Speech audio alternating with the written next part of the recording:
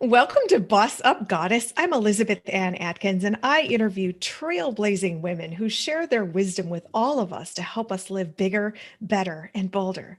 The woman you're about to meet is Deanna Lyons, and she does exactly that in a really unique way that we can apply every single day of our lives. Welcome, Deanna Lyons. Thank you. Deanna is amazing. She is a stress management coach and a mindful eating coach. Now, mindfulness is something you're probably familiar with, but mindful eating? Deanna, can you explain what that is, please? Sure. And I actually add another word to that. And I call myself a somatic mindful eating mentor. And the reason why I add the somatic piece is because mindful eating is fabulous, becoming more mindful. We're doing that in so many different ways. But it can be misconstrued sometimes where it's only looking necessarily like you are looking externally at what's the color of the foods, what are the smells, what are the, these, there's different pieces. And I'm taking a little bit more directed approach in the body. And so when we have a thought of something that we're eating, that's great. There's thoughts and there's emotions. There's these things that are all going on in our head. But then I take it a step further and I ask, what do you notice from a sensory experience happening in your body? When the two work Oh, together, your digestion works fabulously. Everything, these amazing, wonderful bodies that we have, they hmm. work beautifully. But if you're eating something and you're feeling guilty about it, are you eating the food or are you eating the guilt? And where is that Ooh. happening in your body? Oftentimes, I was working with somebody earlier today, and she said, she had eaten a burger and she had only has them twice a year, and she was like, and yet, and I'm comfortable. I've given myself the permission to have it, and so I said, okay, now check in with what's going on in your body. And she was like, oh, well, my stomach feels kind of crappy and heavy. And she goes, and it's not just the burger, it's the guilt. Hmm. And so um, when we can unravel the guilt, the body, these gifts that we get to run around in, they actually know, it knows how to keep the nutrients that it needs and to release that which it doesn't. Now, obviously, Wow. burgers every day, that's a different issue that we want to look at, because then there's some other emotions. But Right. it's getting us to refine the gifts that we have and use both our mind and body to our benefit, and Wow. really, like I say, looking at it from a whole different lens. It's slowing things down a little bit more and having a new experience with food. I love that, Deanna. So let's break it down. So your client today says twice a year I get to eat a burger, but then she couldn't enjoy the experience because she felt so guilty. How can you, as a mindful somatic eating coach, help her enjoy it and let those nutrients just make her feel awesome and energized? Yeah, it's the craziest thing, and it seems a little counterintuitive, but we actually find that heaviness in her stomach. And rather than, there's that critic, and the critic comes in and, wants you to go take something for it or beats you up and says, yeah, it's right. You should feel crappy, and all of these Uh-huh. things. Uh-huh. Instead, what we do is we hone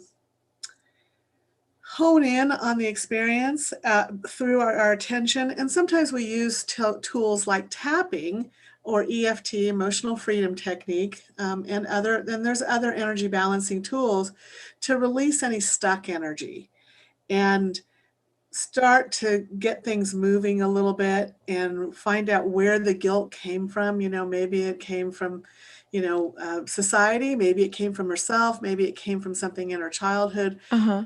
We never really know where it'll come from. But when we can, for instance, if we tap on it, we get a release, the information actually starts to come up, and it's like, oh, there's new information. My dad, actually, in her case, it was a really great time she used to have with her boyfriend back in high school, Oh. right? Uh-huh. So there were these really good memories, Mhm. but then there was still the guilt attached to it. And so we uncouple the emotions from the sensations Uh-huh. from the food, so that food is food.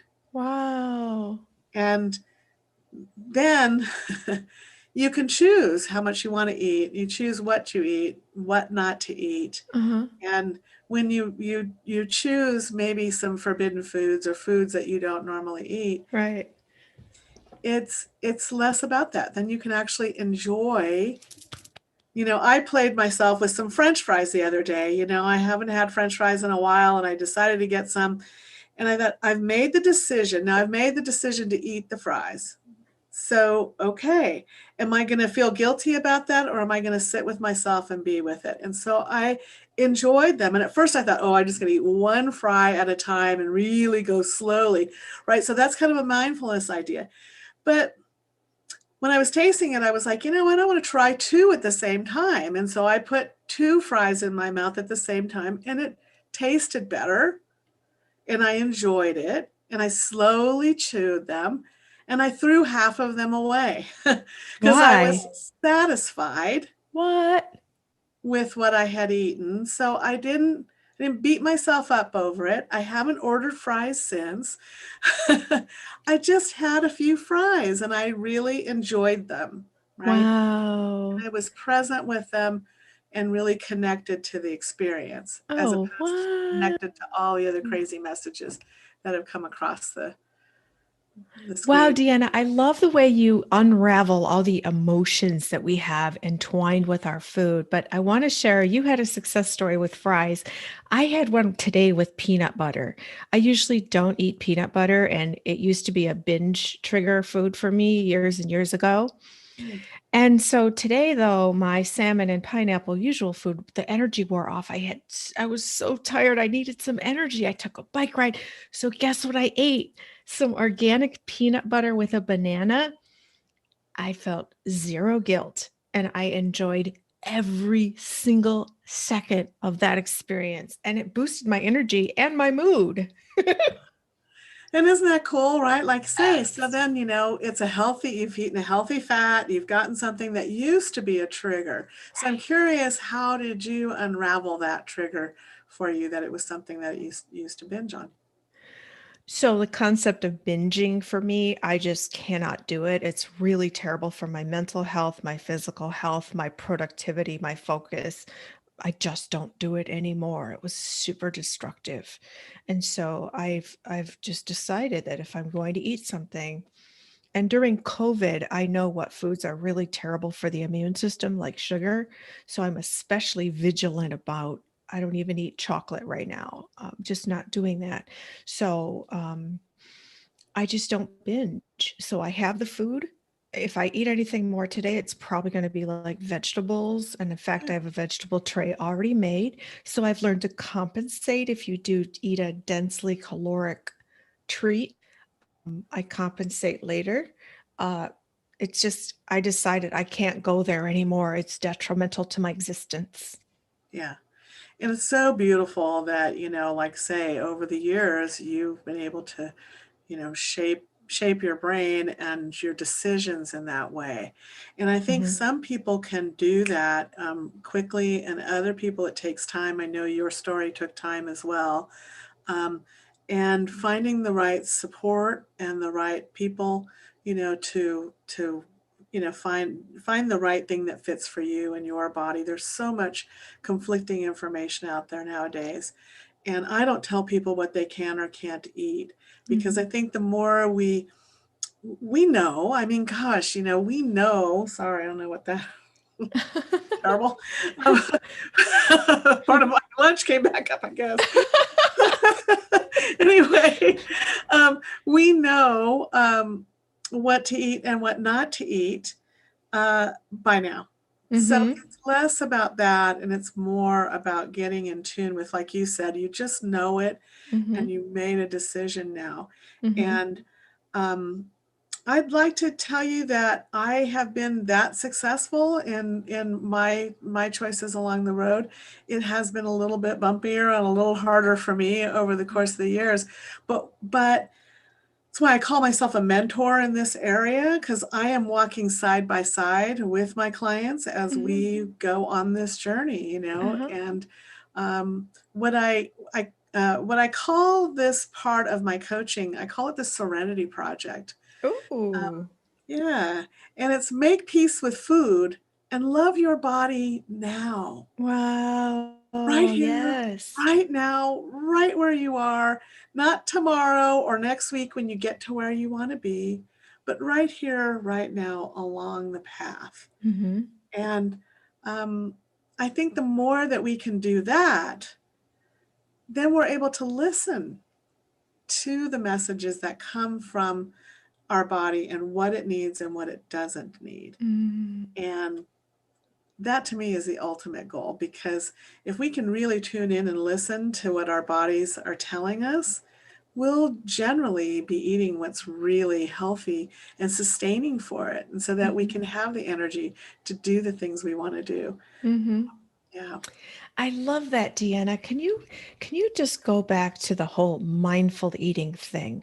With more and more people eating working at home, it's easier than ever to just go get some food and come back to your desk and eat all day, or eat lunch at your desk and work and never taste a bite of the food you're inhaling. So can you talk about the importance of making time, savoring the whole ritual of eating, and making it special and meaningful? Because, as you said, the emotion attached to that nourishes you on a whole nother level. Yeah, I think it's a great question, and where we get hung up with. So, for instance, what happened with me just now, I knew I had this interview coming up with you. I went outside for a little bit Mm. and I checked out, right? I got away from the computer and I went outside. I came back in and I did a couple of mindfulness techniques before I got on the computer with you. And we don't always give that gift to ourselves when we're busy, and when we're mindlessly eating, we're eating whatever that emotion is that we're reading about. And those chemicals, think about those stress chemicals that are going through your body when you're reading something that upsets you. And if we're, on the computer at a meeting and we're eating and we're doing all of these things, we're actually missing out on a big part of the digestive process. Mm. And if we're eating to alleviate anger or sorrow or other things, and sometimes we do that, but if we more mindfully are aware of what's going on, we can slow that down. And if you can slow it down, again, you start to have choices about whether or not you're going to eat all of what's in front of you, Mhm. and whether or not you're going to push it away, or whether or not you're going to maybe just not do that now, and instead you'll go for a walk, and when you come back. Mm. And I think that's one of the trickiest things that we're all finding now, that more and more of us are working from home, is separating. You don't have the drive home, right? Right. Yes. Where Yes. the Uh-huh. commute, Yeah. you don't have those things. Uh-huh. Your commute is to walk to the refrigerator. Mhm. But Right. instead, if you can add in a little bit of a walk around the block, or a little workout video, or Mhm. some mindfulness techniques, or a little round of tapping, different things like that, that change your energy and prepare you and your body to be relaxed and ready to eat. Because do you want to be in a rest and digest mode, or a fight and flight mode when you're eating? Wow. Wow. Wow. Wow. So when Mm. you can turn the tables, and Mhm. it can be really simple. It doesn't have to take a lot. Yeah, there's a few Mhm. simple techniques that you can do, that you can quickly shift your energy and be present and ready to eat when you're ready to eat. And then when you do sit down to eat, how do you stay in the moment? Like one day last week, I eat at the table most days instead of at my desk. And I really stayed present with my food and I'm like, oh my gosh, this tastes so good. Because I was really thinking about the salmon and the spices that I had and the olive oil and it was just it was so good. Yeah. And then I thought, wait a minute, I eat this same thing pretty much every day, and I've not had this moment. So, how do you help people get there? The quickest thing is I ask, you're having the thoughts, like you said, oh, there's this salmon and isn't it lovely? It's, got the right color and, I can smell the spices. So now once you start to add a sensory experience, I'm smelling it. And what else do you notice, right? The flavors. So those are in your mouth. Then what do you notice is happening in your body? If your body is relaxed, like are your shoulders relaxed? Do you feel like you can, move in your body a little bit? If all of that's happening, you can sense that your body's ready to relax and to really be in part of it. But if on one hand you're seeing this beautiful food and you can even smell it, but then your gut is clenched because you're mad at your coworker, right? Or whatever else might have happened. Uh-huh. If you can slow down and take a moment, finish being angry. And this is where some of the techniques, that's kind of where tapping will come in, where, we can do a full, for people that know how to tap, Yeah, you yeah, can yeah. do a full round of tapping. Uh-huh. If you're not sure about it, or this is too weird and I don't want to tap on my face and it's COVID and did I wash my hands yet? So you might not want to do that, but then you could tap on finger points and you're getting the energy moving. It's right on the edge of the fingernail bed, and actually on the ring finger, it should be on the other side. But the way we teach it is you just tap on the end of the nail bed, and you're actually there's energy meridian endpoints that go through the hands and the feet. And so when we tap on these, we're moving energy through our body. So part of you wants to eat and part of you still angry. And so you just accept that, hey, I'm hungry and I'm mad. And right now I'm going to tap on this and be a little bit angry and finish out whatever it is my rant is that I'm upset about. And then once that's done, I'm going to relax into this meal that I have in front of me. So it's that sort of thing. And it takes a little bit of practice and repetition to do, but it works. Yes, yes. Because if you don't release that energy, that emotion, it's like you're stuffing it down with the food, and then you just keep stuffing it down or And then you're drinking it right. down. And Yeah, and then, you're eating the anger. uh-huh, And that and those the chemicals of the anger are more of a fight or flight. And that tells your body to stop digesting because you need to run and punch somebody out, not eat. And hopefully you're not going to punch them out, but you know what I mean? When we're angry or something, we kind of feel like maybe that's what we want to right, do, right, right, right. whatever. Um, Uh-huh. as opposed to when you're relaxed and you're enjoying this beautiful meal and you can smell it, now that's more of the chemicals of rest and digest. Uh-huh. And our body says, hey, it's time to really work on whatever she's putting in and completely digest it, let it run its course, pick out the nutrients that are needed, re- release the things that are not needed.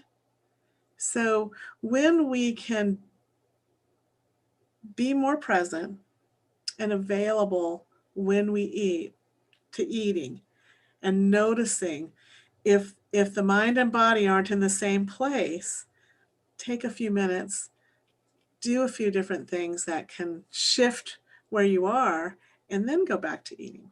I love that. I love that. Deanna, not everybody knows what tapping is. And I know when I first learned what it is, where you have to kind of repeat what's wrong, I was like, oh no, I don't want to do that. But now you have your weekly tapping group and it's phenomenal. So, can you explain and maybe just demonstrate what tapping is, please? Sure, sure. So tapping or emotional freedom technique is it's a form of um, acupressure. It's kind of an emotional acupressure is what it is. And that's one of the reasons why we call it emotional freedom technique, is that we're using the same concept that you might use in acupuncture or acupressure, but instead of using needles, we're using just the ends of our fingers. And the tapping points go through a series, and they are, for the most part, energy meridian endpoints. So our energy meridians run all throughout our body, right? And so, for instance, the stomach meridian is under the eye. Oh, And this is an endpoint for the stomach meridian.